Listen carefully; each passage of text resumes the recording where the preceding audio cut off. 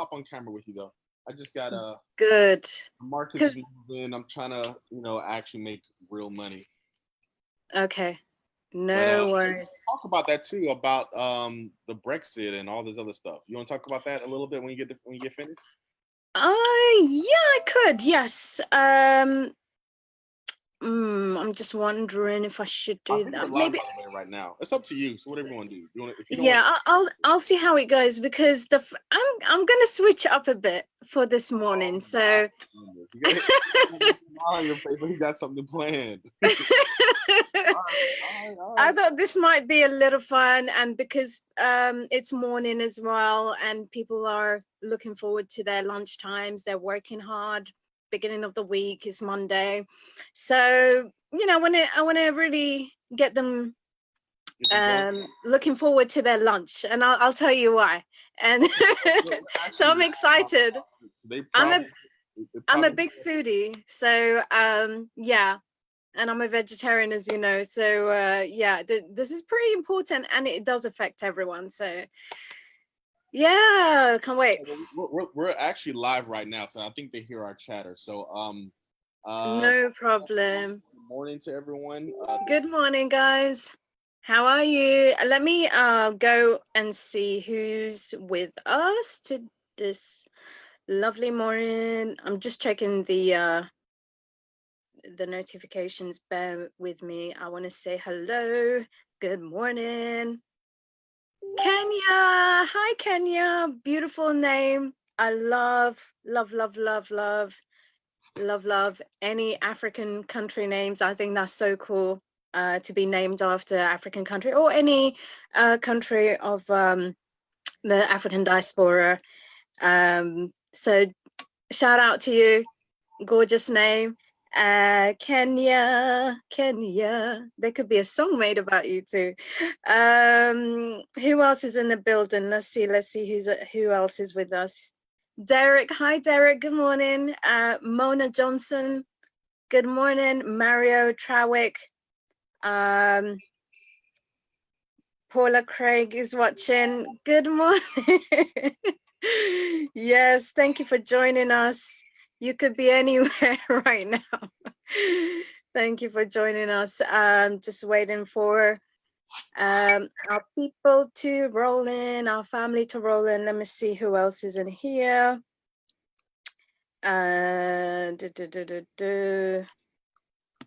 Okay. So far, it's y'all. So okay, good morning, guys. Hope you had a fabulous weekend or relaxing weekend. And I'm just gonna hold on just for a few moments. I want to see if there's anyone else that's joining us. I want to give them a shout out. Let me see who else is there. If you're here, make a comment, please. Let me know you're there. Let me just check one more time before we get started. Okay. And Eric Spence, hi, good morning. Okay, perfect. Guys. Wow. I mean, a lot goes down, This is just like not even an hour goes by without some development news in the crypto space, in the blockchain space. So by the time we find out the information, it's already outdated, So there's always something going on, and I'm really happy to be the one to advise you and give you my perspective on things. So I'm just waiting for a few more. I'm going to give you guys a few more moments, just a few more moments. Brandon Jones, there we go. Good afternoon. Okay, I see you. You recognize the time zone that I'm in. I appreciate that. Yes, it's afternoon. It's 4:05 p.m. where I am. So wow. Whoa. I would like to, like I told you, I was saying to Aking just as I was chatting, what I'm planning to do this morning is get you guys to let me know first things first, which is a bit different from what I normally do. In the comments box, let me know what your favorite foods are. It doesn't have to be like a long sentence or anything, just any particular food you like, any particular food that you buy, whether it's from a supermarket, whether it's from a stall, a farmer's market. Let me know what type of food you buy as well, whether it's organic or store bought. Just let me know in the comments box. So I'm going to be looking at what you're saying. Let me refresh the page.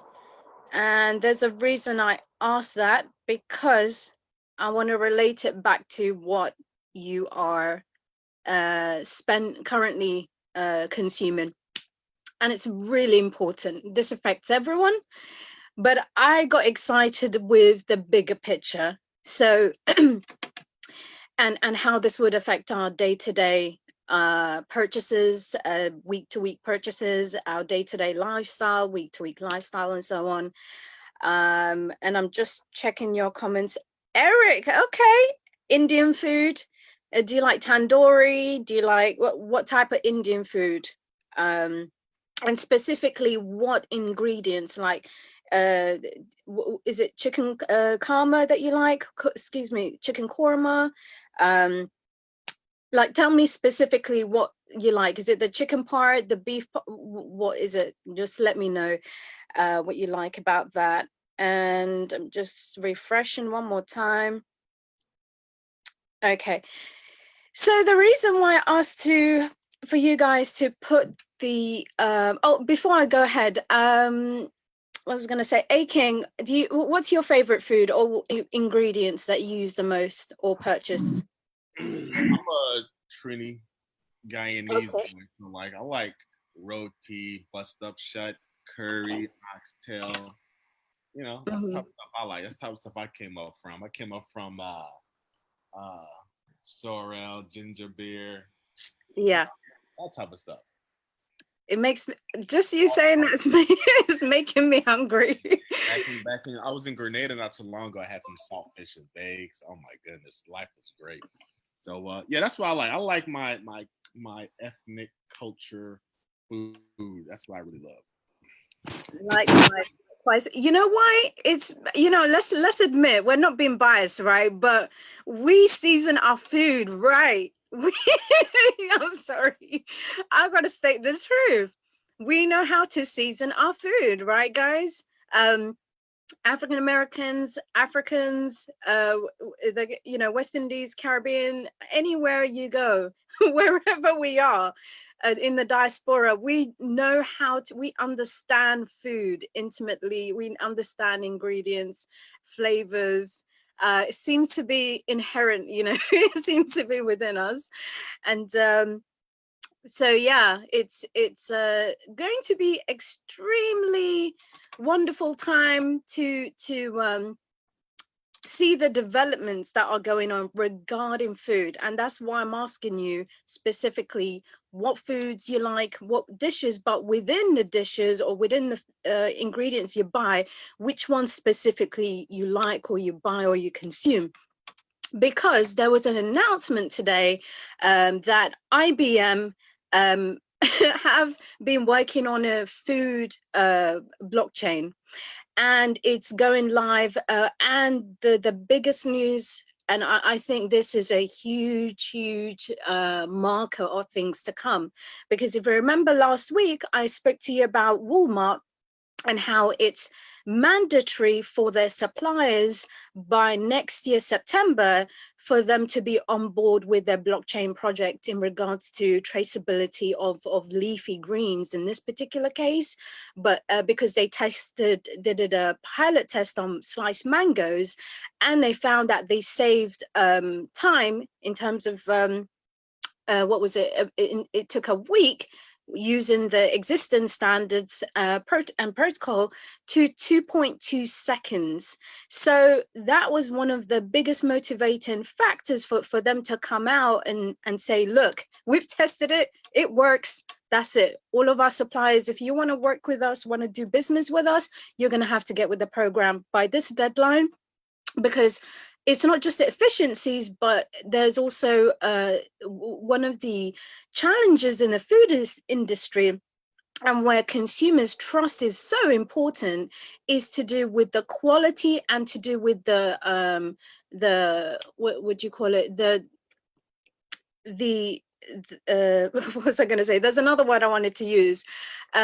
Integrity, the integrity of the food. So where you have cases like E. coli poisoning, salmonella poisoning, every year there's people that die needlessly, and we go about our day not even thinking about it. We expect the labeling on the food to be more than enough, and the laws to be more than enough to protect us from contamination and poisoning. But the truth is, it actually, it would save, in the big scheme of things, it costs the company less money to deal with any fallout with something slipping through the cracks, and what do you call it, any legal fallout and so on, rather than have to do a root and branch review of their system, and the cost that it involves to completely start from scratch, build from scratch another alternative system that will allow them to cut down, significantly reduce poisonings and so on. So this is why this is pretty exciting, and I put it in the context of the global aspect of it, but then I'm gonna break it down to how this affects us as a community, Africans worldwide, the diaspora worldwide, African Americans, and so on, because we love our food. I mean, like anyone else, they love their food too, but we in particular have this amazing gift in terms of seasoning, in terms of creativity and flair. A lot of other cultures and groups have sort of copied us or taken with some of the things that they've learned. We know, like, for example, the Moors, way back hundreds and hundreds of years ago, when they came into Europe, can't remember if it's hundreds or thousands of years ago, but they came into Europe. It wasn't just the hygiene aspect that they taught them, but also the food, how to handle food, and how to also season it. And even to this day, certain foods, I'm not going to name names, but certain foods in Europe, they're still bland, and don't know how to season it. So with IBM, they've gone live and they've brought a supermarket giant by the name of Carrefour. They're a European retailer, French to be specific, and they are massive. And the food tracking blockchain that IBM has created is a game changer. I say that with no exaggeration, is a game changer. And they brought it into production. They have tested it, and it works. It's with huge success. And so they've announced today that they're doing a commercial launch, and it's called IBM Food Trust. So they're working with all types of businesses, large players, small and medium-sized enterprise in the food chain, in the food industry supply chain. And you know what's really, really smart and clever about it is that they found how to monetize the blockchain. They found a way to monetize it. They create their own proprietary blockchain, they patented it and so on. But on top of that, they found a way to monetize this regardless of the weather. Food, as we agree, it is sensitive to price and other situations. What do you call it, harvests as well. If there's certain products that fell, the harvest fell, it would the price would increase, for example. So they have found a way to do that by having a subscription fee model, and it ranges from $100 a month to $10,000 a month. So it caters different types of businesses would have a budget they can work for, because they've done the research to see, okay, instead of limiting themselves to big businesses, they actually thought, let's cast our net out and help and be as open as possible to opportunities, because this is a brand new space and let's just see how it goes. And so this is massive, because the fact that they've got Carrefour on board is a signal to other not only large scale retailers, but even the smaller ones, because with Carrefour being involved, it gives them confidence. They're essentially being one of the pioneers, one of the leaders, as well as, of course, Walmart, that already announced their blockchain projects as well. So this is really important, because the implications are massive. It's global, and it will affect consumers' health, consumers' confidence, um, and having that transparency and accountability is one of the major, if not the biggest, issues in the supply chain. And where food is concerned, integrity of food, and not just because we're consumers and we deserve high standards, but for medical reasons too. I mentioned before, I think it was on Friday and last week, that there's a high profile case in the UK, but also there's one in I'll mention there was one in North Carolina. I'm not sure how high, whether it was high profile or not, but the one that we had in the UK, this lady went into a place, eatery, called Pret a Manger, and she bought a baguette, and on the labeling it didn't state that it had sesame, and she has an allergic she had a massive allergic reaction to sesame. It wasn't even how do I say it? At the back of the kitchen they had a folder with all of the ingredients and all the allergens that were in each of the sandwiches and products there. And it was written there that it contained sesame, but unfortunately on the labeling, they didn't write down, they didn't have it printed on the actual goods. So when you pick up that sandwich, it should state the allergens that it has. But they didn't do that, and she died. She ended up dying. And there was a second case that came out just a couple of days ago, that a dairy-free yogurt ended up having real dairy in there. She died too. These are two cases in the UK. It's quite high profile, and it put a spotlight on food safety. And the reason why this ties into what I'm saying is because the industry is beginning to wake up. How many more deaths will, I mean, in this day and age, the scrutiny on them, the fact is all online, and we could any news that comes out within an instant, it travels the world. So they can't afford to make these mistakes anymore. And the parents were determined, so determined, in fact, that they managed to publicize. They were on chat shows and any way you can think of, all over the media for the last 2 weeks, highlighting the death of their daughter, and that they not only got Pret a Manger to change the way they did the labeling, and they apologized and so on, but they've now inspired other companies, whether they're suppliers, whether they are cafes, restaurant, they've now inspired them to take a proactive and a preventative approach to look at to do a review on their procedures, on their policy where it comes to labeling. And that basically sparked some sort of movement. And now any law that is written, amended, or a new one written in regards to food labeling, they're probably going to name it after her. But it already, you can see the pressure, you can see what happens when within this day and age you use your voice to speak up, and it can, unfortunately, her death will not be in vain, as with many people, will hopefully not be in vain as well. But what the blockchain technology does is that we won't have to have people dying for companies to wake up.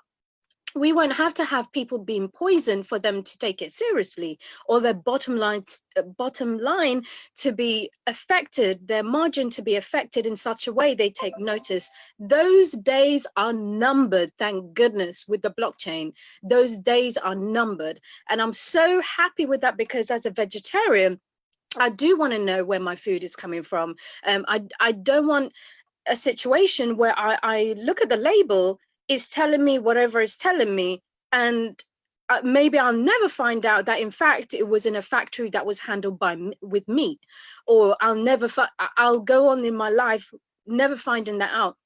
But with this, there's no two ways about it. At some point, somehow, somewhere, there will be a way, a mechanism for consumers to hold retailers and producers and farmers and suppliers from farm to the end user.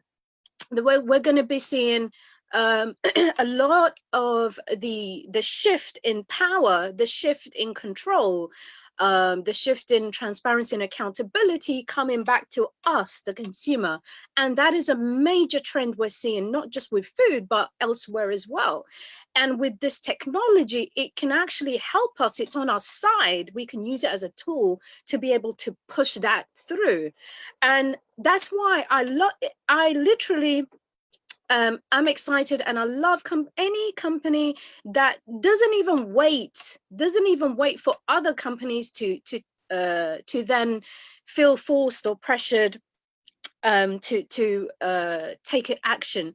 They're starting to see that big names like Carrefour, big names like Walmart, they're already taking action, and it's inspiring them to either either research and do their own due diligence in this to see if they can create their own proprietary blockchain, or they are getting on board an existing framework, an existing blockchain, and have a more collaborative approach, and see and test it out that way and see how they go. And if they're happy with that, perhaps they will commit some of their R&D budget or some other allocated budget to be able to create their own blockchain. And I can see how, as we as this space grows and there's more adoption, not just with consumers, but with critically with businesses, that we on our day-to-day life, we buy these products sometimes without even thinking, and because we do need it to survive. But in some instances, we spend mindlessly on goods that may have been not necessarily contaminated, but it may not do us harm. But because we don't know, we don't have that. Even if we still give some sort of trust and confidence to the current system, there's still that element of doubt. There's still an element of closed curtains. There's still it's still shrouded in some sort of secrecy. I wouldn't say that's the case for all businesses. I'm just saying with some of the operators, they're not taking voluntary action to be as open and transparent as possible. And some of the reasons could be to do with fear of the competition. They don't want to reveal too much of their process or too many things, and that it would reveal some sort of intelligence that their competitors, their rivals, can use against them. I understand that, but where food safety is concerned, the consumer is catching on to this now. They want any tool, me, you, anyone in the world. If we have an easy to use tool, if we have a mechanism where we can check our food, or even better yet, we're not the ones doing the work, but it's already there for us. We can simply scan using an app the barcode that the barcode that you purchase. If there's a separate barcode linking that to the blockchain, we can scan that with the app and see the status of it from the beginning to the end. That is a game changer, and that will actually incentivize and motivate some of us to go to certain companies, because if people, for example, if people just buy organic food, or they buy organic food for certain foods, certain produce, then they can specifically see who in the market is the best, basically, and go to that store. And if others don't keep up, well, you know, it's their loss, right? So you get to vote with your dollars, you get to vote with your fiat and your crypto, basically. And so this is why it's important. And Carrefour, just to give you an idea, they operate 12,000 stores in 33 countries, and they will track and trace their own branded products in France, Spain, and Brazil, and then they're going to expand to other countries by the year 2022. So this has given other companies now a strong incentive as they read this today. I'm sure the competitors are fine. They're probably working on their own research as well, but now that Carrefour has decided to take the step with IBM, which is a major company, and as you know, with IBM in blockchain space, they are trailblazers, and they're not waiting back for anything. They're going out there, you know, doing their own thing.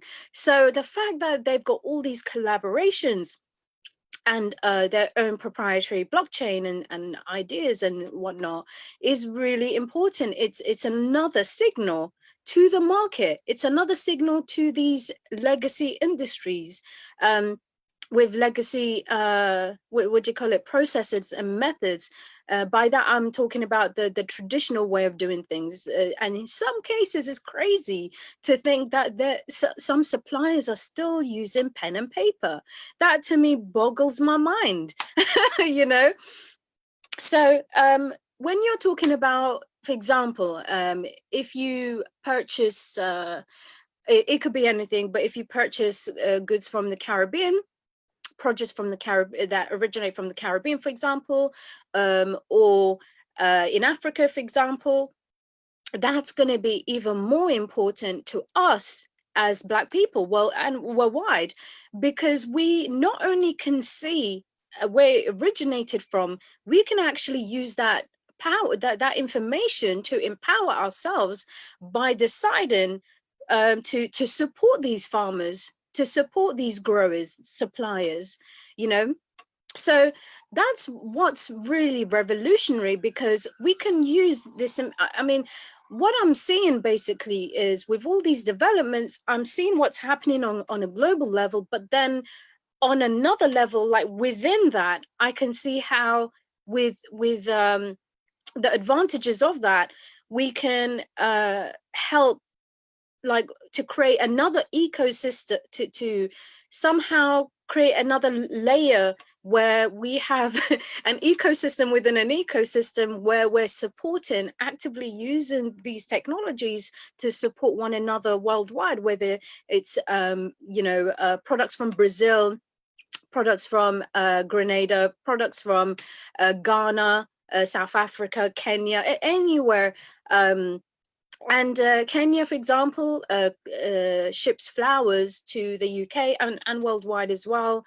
Ghana, they produce, they do a lot, but also I buy shea butter and I get it organic.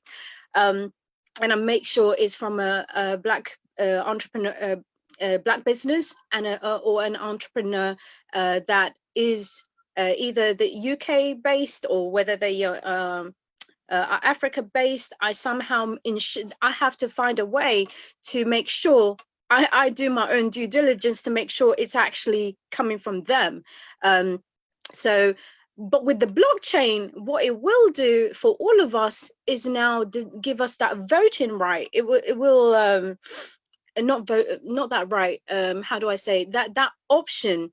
It's almost like we can vote with our wallet, because we have certain intelligence that tells us if we buy our produce from this company, and they have farmers, they have farmers from some parts of the world. We can decide, okay, is this for our people's benefit? Am I helping with their life, with their community there? Or is this going to? I'm not saying that you can't, or I'm not saying leave all other farmers. That stop spending with companies that have farmers in China, for example, or in Europe, for example. Not saying that at all. What I'm saying is that it will finally give you options. It will give you choices. It will give you clarity. So if you are like me, you want to specifically have, like, your goal or your aim is to have as much of your budget, or as much of your consumption, some of it necessary, some of it luxury consumption, have a percentage of it gradually increase to have reliance and dependence on Africans and African Americans and people of African descent worldwide, diaspora, so we can help and support one another economically, not just socially or spiritually. That is one of the biggest and fastest ways we can create. We can. It's not even just having something from scratch, is building on the progress of existing achievements. That's what excites me the most.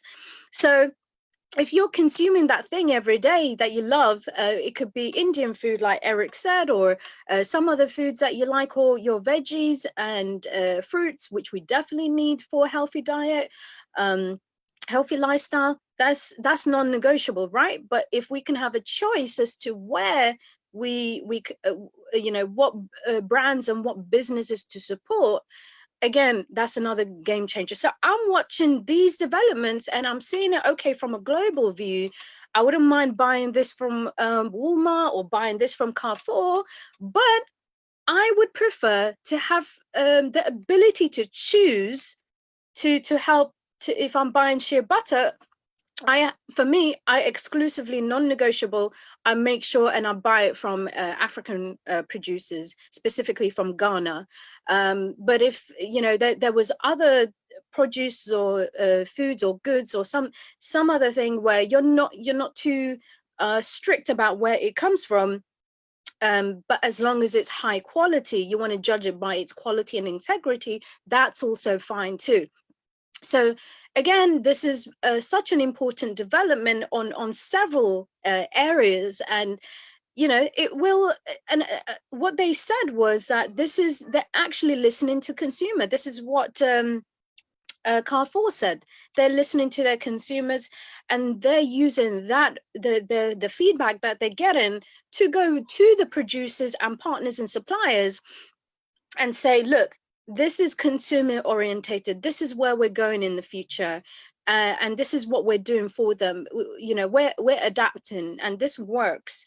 So you either get on board or you don't. It's as simple as that, which is why Walmart did not waste any time to say to all of their suppliers, this is what you need to do. This is the deadline. You have to do that. And with IBM, a company as reputable as IBM in this space, working with Carrefour, working with these food suppliers, also in the shipping industry as well, they're basically diversifying into different industries because they understand, and there's real world use case showing that there's that the blockchain technology, and to some extent with cryptocurrencies as well, that it is there's a real benefits, real advantages to be had. And where food poisoning is concerned, or food health and safety is concerned, you can't get bigger than life or death situations. So literally, you're going about your day. You do not expect to, God forbid, you do not expect to be ending up in hospital or die. So that is why this is so crucial. And I applaud the fact that these, whether they're massive companies, small companies, the fact that they're already taking these steps, and they've tested it to make sure they're not wasting their time or money. They've tested it and it's proven it's worked. So what this means is that we are seeing a shift where where it's not just the cultural changes, the cultural shift, but in terms of business, in terms of efficiencies, in terms of cost savings, in terms of the trust factor, trust in this day and age. uh, like the things that come out in the news and the things that come out in society, it makes us trust each other less. It makes us trust it makes us trust companies in particular, governments in particular, even less. We're more and more suspicious of them because we end up doing the right thing. They, for some reason, sooner or later, they always mess up. They do something that endanger us, or manipulate us, or do something that's to our detriment. And they tend more than most, some of them, because of the way the industry practices are, if they can get away with certain things, certain players, certain operators, if they're doing something legally, it might not be ethically correct, but if they can get away with it legally, there are some players that would do that. But I'm thankful that there are some companies that do realize the consumers getting smarter, they're getting wiser, and they're realizing that technology eventually, disruptive technology, will come into each industry, whether they like it or not. They will come into the industry, and this will help consumers get tooled up, get empowered to take their decisions and spend where they feel is in their interest, where they feel is safe. So that's why it's a big deal.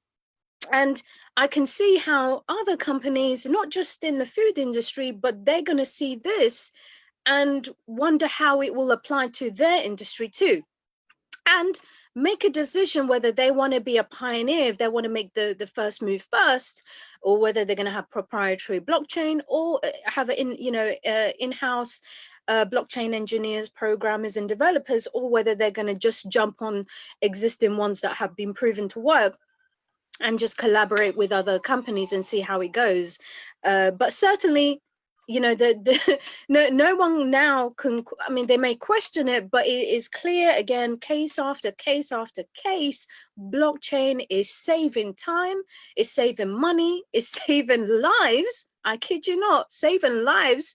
If we have any way to take a preventative approach to these food poisoning cases, preventing outbreaks by holding farmers accountable, and shifting the culture as well, because some of these farmers, they're good people, but because of the way the industry is so cutthroat, certain percentage of them may have to cut certain corners, or the squeeze on their margin is so tight that they may have to do something that they really don't want to do if they had a choice. So this, again, I believe it's empowering for the farmers, for the suppliers, for the in between providers, third parties as well.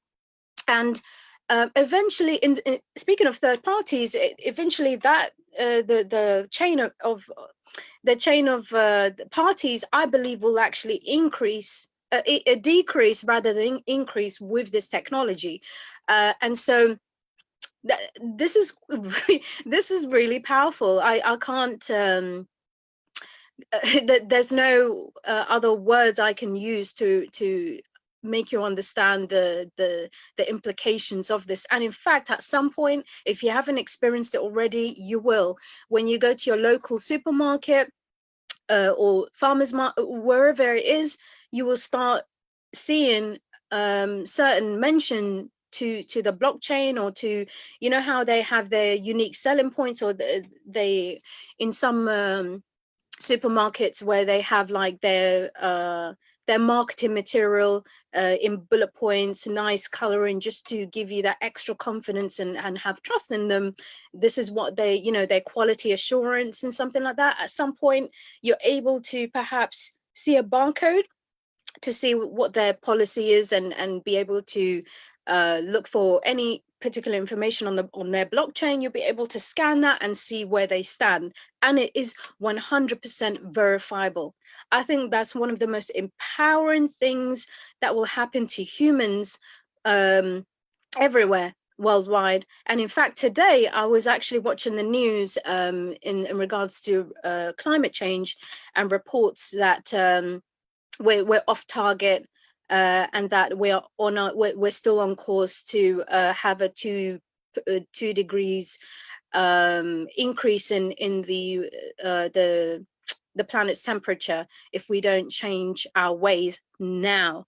And this is why they're getting excited as well, because if you think of how food security, how food industry actually, especially with beef, right, with chickens, with pigs, with the for example, methane, and a lot of the arable land that's taken and cleared, the woods and so on, that's destroyed so they can make area for grazing cows and whatnot, for raising cows for their meat. That is that's contributing to climate change as well. And if we could find a way to have a lot of these solutions on the blockchain, so we can see, for example, these are the, this particular industry or these particular companies, with how they operate, they are increasing the emissions, for example. You can literally, if you were that concerned about the planet, or what your carbon footprint is, you can literally, again, vote with your wallet, right? So it would then incentivize or discourage, however way you see it, that particular farmer or that particular industry to find ways that would offset their carbon footprint, that they must, for whatever they put out, they're going to have to find a way to pay for that, essentially. So this all relates in the big scheme of things. This is great news for us as consumers, and for the planet as well. And I can see a lot more, and they're expected to have a lot more businesses jump on board with this. And what was I going to say? Nestle, Dole Food, Tyson Food, Kroger, Unilever, as well as Walmart. These guys are already on that as well with the supply chain. And what was I going to say? With the IBM Food Trust as well. So that's why I'm excited. And again, the implications of this is far-reaching. And what was I going to say in terms of IBM? So they've been working on this particular project with the Food Trust for over a year now, and it's their first production on a global scale. It's a commercial. And just to give you some context as well, how massive it is, We Trade, another trade finance consortium, it has 12 global banks. They created enterprise blockchain as well. That is how massive it is, in terms of scale. So that is quite important. And again, I love the fact that you can trace every step as well. And just to give you an example, with baby products as well, or with any particular products, because you have niches and markets as well. Obviously, with baby products, they go under extra stringent laws and processes to ensure that the food is super high quality and so on, and not degraded. You can even not just, it's not just the farm that you can trace it back to, but if let's say you're doing apples or cucumber or whatever, like you have in the baby paste food, vegetables, carrots, you can have that information on the blockchain to pinpoint it to the actual sample, to the actual orchard, what do you call it, if you have a batch where if they have it's numbered, or somehow it's identified with the date, time. There's usually like a date and time stamp as well. But if there's an ID that correlates, that actually ties it in. So if you're buying something and you can see, okay, you scan it, you can actually see exactly where it was grown, but also which particular batch it came from. I think that's incredibly powerful, like literally pinpoint it. Um, so if there's, for example, God forbid, there's a contamination, there's an outbreak, you can literally say, okay, it's come from this batch. They can either then decide to recall or destroy that batch and check all the others to make sure they're okay, or destroy the entire thing. And they can, because it's in seconds, they can actually then take action to eradicate that. And that is powerful, because normally these cases of, if there's any contamination and whatnot, it may take days, if not weeks, to then go through the archaic system and find out exactly if there's any way of finding out which batch or whatnot. They normally try and get it to the date and to the farm that it came from. So again, this is how important it is, as well, to pinpoint. Traceability is so important. Another aspect of this is the interoperability as well. So the fact that they'll be working, there will be a situation where you have different food providers, suppliers, they're able to have blockchain, that either whether it's proprietary or they've jumped on existing ones, where they'll be able to talk to each other. So you have the entire food industry essentially talking to each other, saying, hey, this is the state of the mangoes, these are the state of the cucumbers, these are the states of this and that. And there will be like a healthy element, an element of healthy competition within different sectors as well. And again, this is going to raise the standards up, and the consumer is the winner. And if the consumer feels happy and they continue spending, obviously the businesses win, automatically. So this is very much a proactive approach that's been taken. And within the testing, they did something like 3 million transactions. And again, they've said it will be something like 10 times faster as well on the system. So if they can handle that, again, this is just the testing period, the beginning part of their journey, then it can only get better from here. So getting the growers, suppliers, retailers to be part of the solution, sending information in a trustless fashion. No one can corrupt it, tamper with it, because it's immutable. That is extremely powerful. That's where the advantages of interoperability and transparency and accountability really shines for the industry, for the consumers, and so on. And so this is great news, and I think what's going to end up happening as well is this will have other impacts on, for example, in other industries, in auxiliary industries, so that it's not necessarily food, but they may need certain machines or certain products out there to be able to get in. So that's going to create jobs elsewhere. And it's pretty amazing from what I'm seeing. And if we can apply this on with our community as well, if I wanted certain vegetables or food to come from Africa or the Caribbean or wherever, Brazil, then I have that choice with this.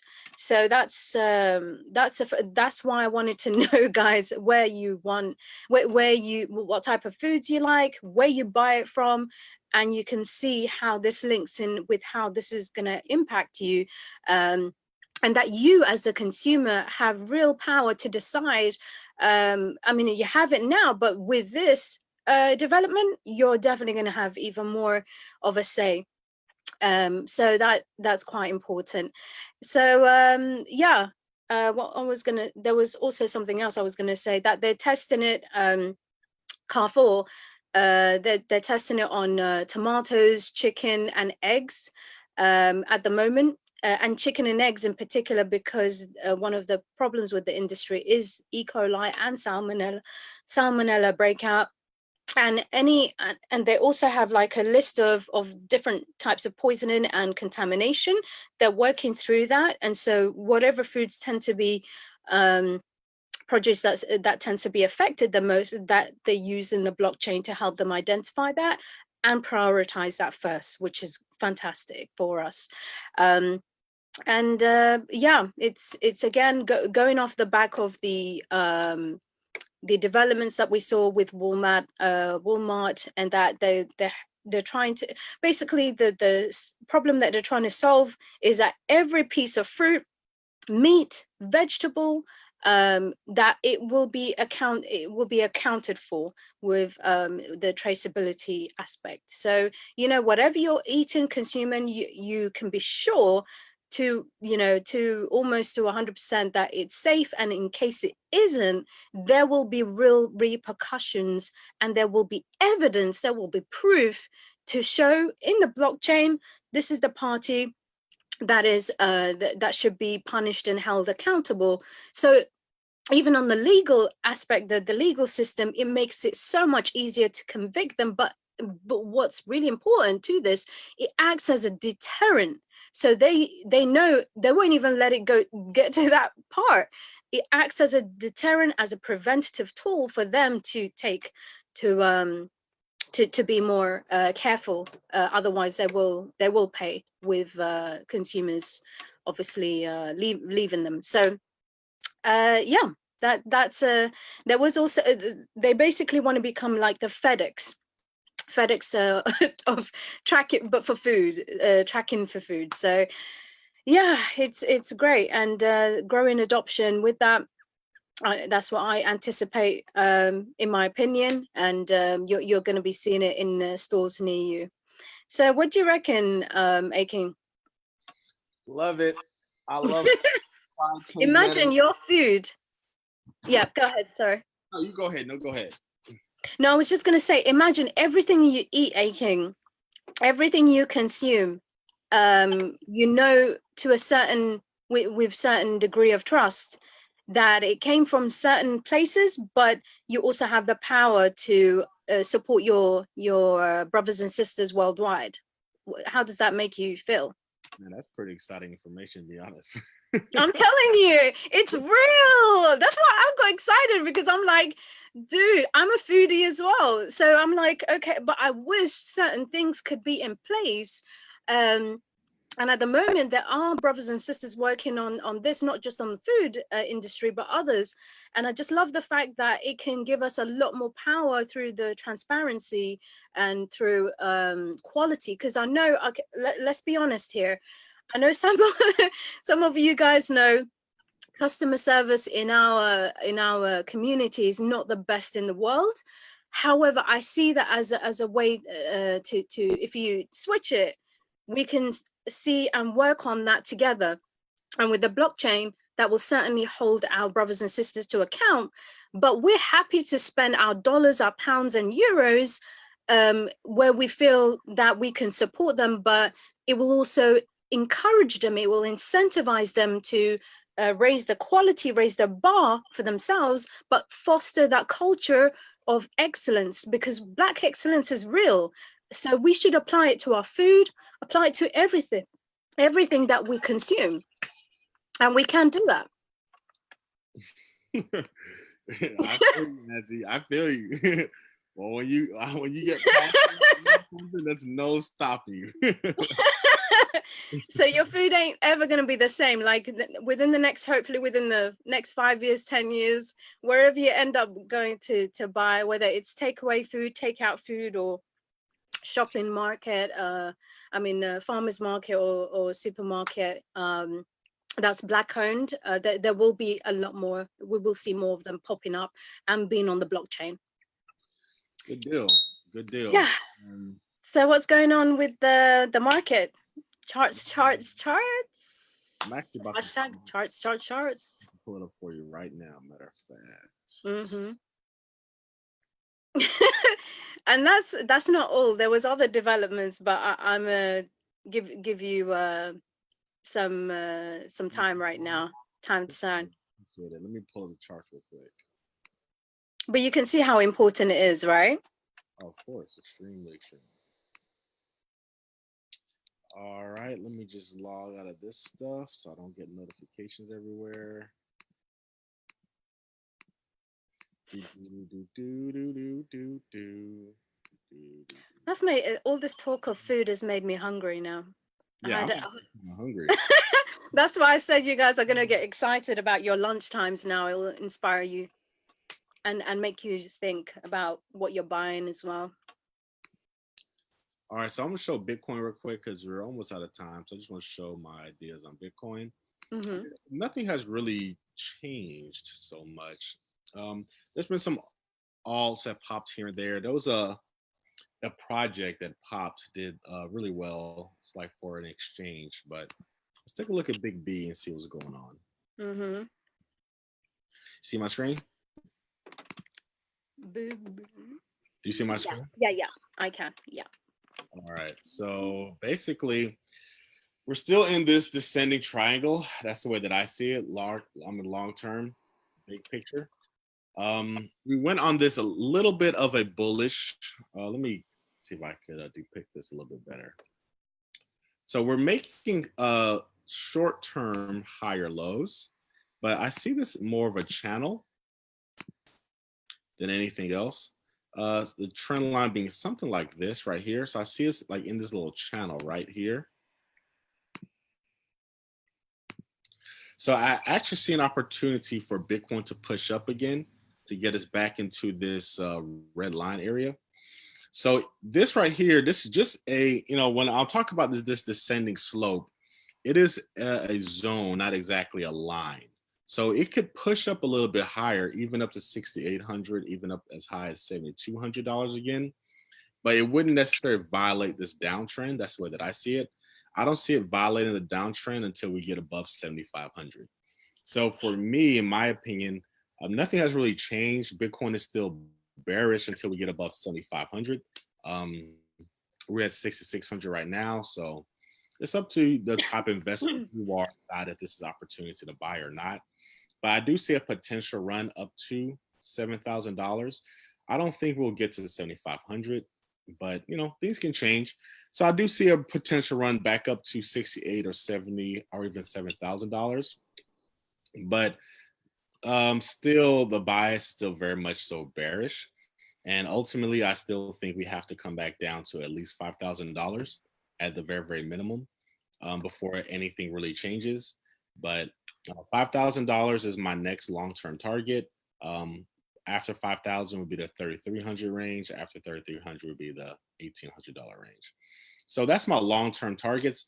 We should have something happen soon. I mean, we really haven't done anything in crypto. I mean, over the last, what was this? I mean, we haven't gone anywhere over the last month. We really haven't gone anywhere. And that's even more obvious when we look at certain altcoins like Monero, for example. Like we really have gone nowhere on Monero. Like literally on Monero, we literally just been going sideways for the last 2 weeks. Just exactly sideways. But the bias is still bearish for me. You see, I've had this as a potential head and shoulders. This right here was the obvious uptrend. So we broke that uptrend, but since then we haven't fell. We just kind of went sideways since then. So I think the market is just it's just stagnant right now. I don't think it's a really tradable market.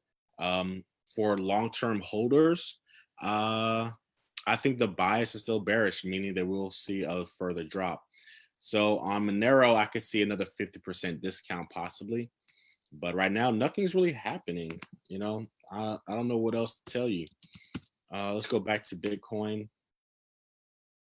Yeah, so Bitcoin, I still see in this channel, we're bouncing around. It's not really anything really tradable. If we take a look at the TD sequential, that's something I spoke on in one of my videos before. We're on a 4 on the TD sequential. So that means we could potentially get another, 4 to 6 days of neutral bullish movement. before we expire. So if we see a red 1 or a red 9, then I'll start to look for some selling opportunity.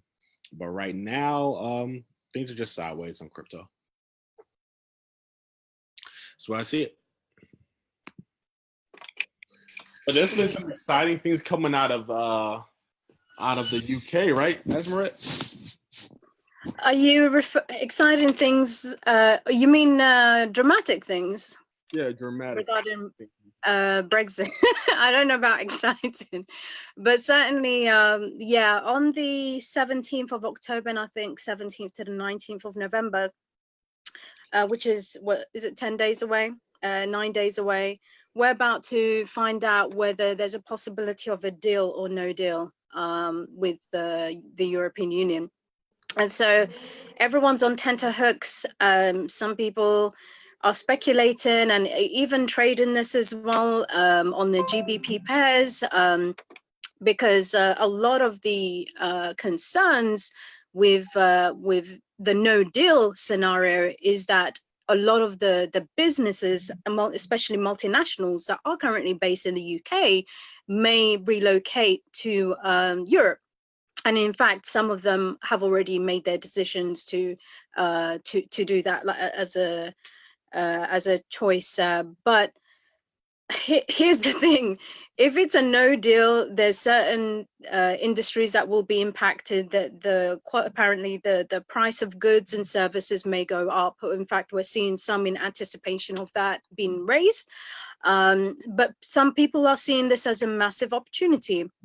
And with the European Union, there's two key things that they're stuck on: the Northern Ireland issue and whether we should stay in customs union as well, the single market as well. So that's another sticking point that they're having. But from what I'm hearing, the market is expecting some sort of deal to be made, because the price of a no deal is massive. So they're pulling all the stops out to ensure this happens. But we are essentially preparing to see what ends up with our fate, whether we're leaving with a deal or no deal. We have to leave by March, the end of March next year. We don't have much time to have this pass through the European Union and the UK, the British Parliament, which is our a version of Congress and Senate. So we have to make sure we ratify that. But yeah, it's crazy right now. I'm of the mind, I'm a Remainer, by the way, so I wanted to see, weighing the pros and cons. I wanted the UK to remain in the European Union because they have a lot more say, a lot more power. And also with that massive market with the European Union, they're actually their largest consumers of British goods. A lot of the contracts that they have is the largest share. The largest stakeholder is actually the European Union.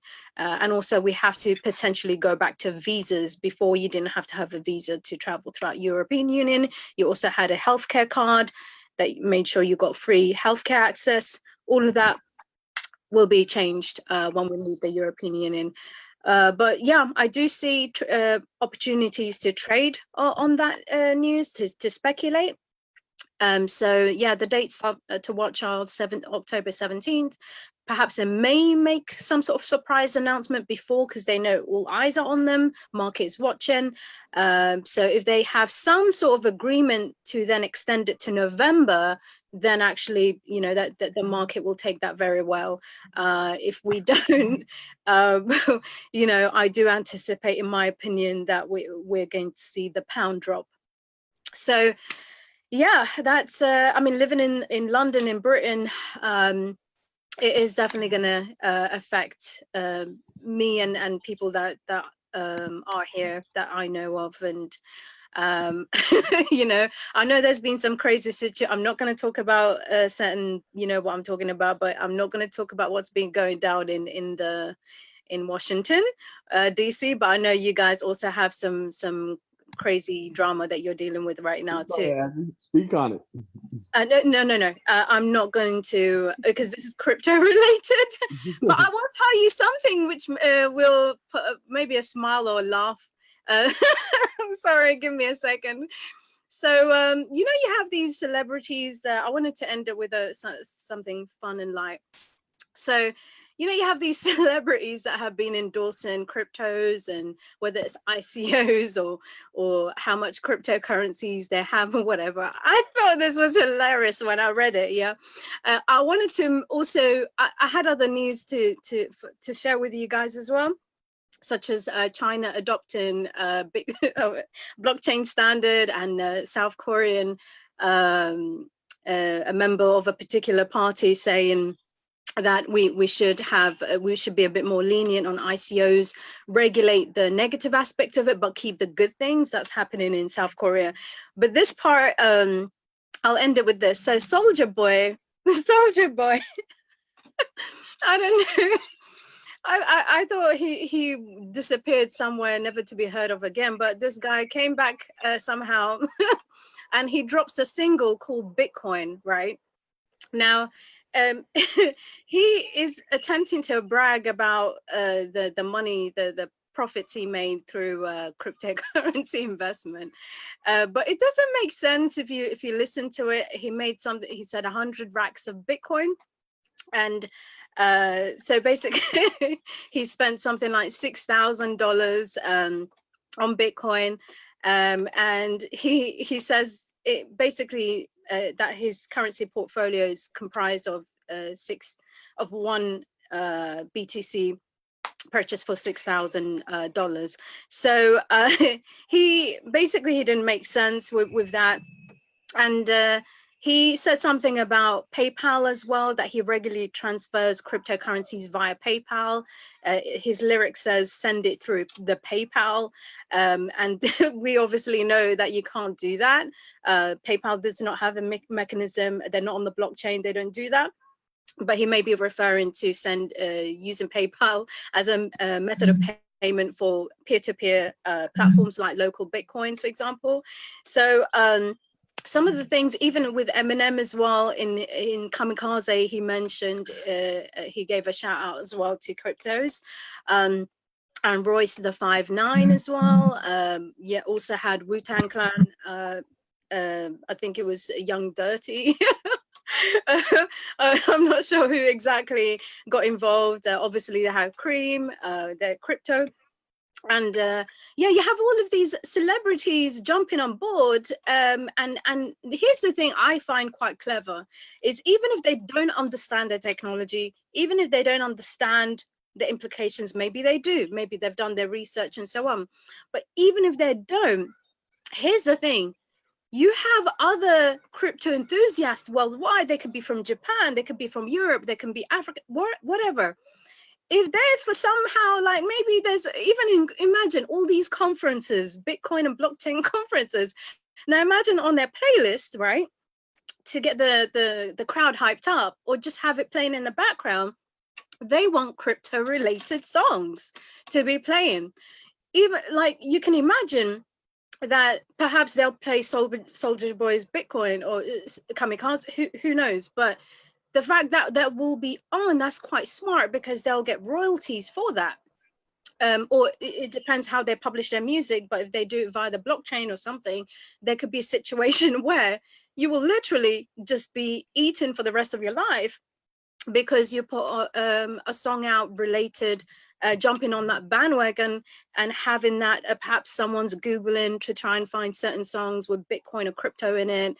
So this is quite smart. Maybe he sings about it, has no clue, or he's one of the most educated person on cryptos and blockchain. But I think that I anticipate a trend where musicians at some point will, with the rise, with the adoption rate and so on, because there's a cultural aspect to this as well, that they'll be monetizing this in a way that will work for them. So yeah, what do you think of that, Aking? I think that's really interesting. I mean, was known for fabricating things. You know, it's like a Soldier Boy challenge and a Bow Wow challenge. I'm like, yeah, because these characters are controversial, but now that they're coming into the space, or if they somehow aligning themselves with cryptos and blockchain, whether it's endorsements or shout outs or something, but they clearly know this is a market, this is a movement, this is something that you can find a way to monetize that, put your name on it, and get paid with it. So yeah. So I thought I'd mention that because that's quite funny. I know everyone has different feelings about Soldier Boy, but yeah, that's it. I want to read the comments actually. Let me see what they're saying. Just give me a second. What are you all saying? What do you think of these celebrities talking about jumping on the crypto blockchain? I'm not seeing any. I probably need to refresh it, but let me know in the comments section anyway. But yeah, that's it for today. Cool beans. Well, I'll catch you next time, Asmeret. Thanks everybody for tuning in. No problem. Peace out. Enjoy your week.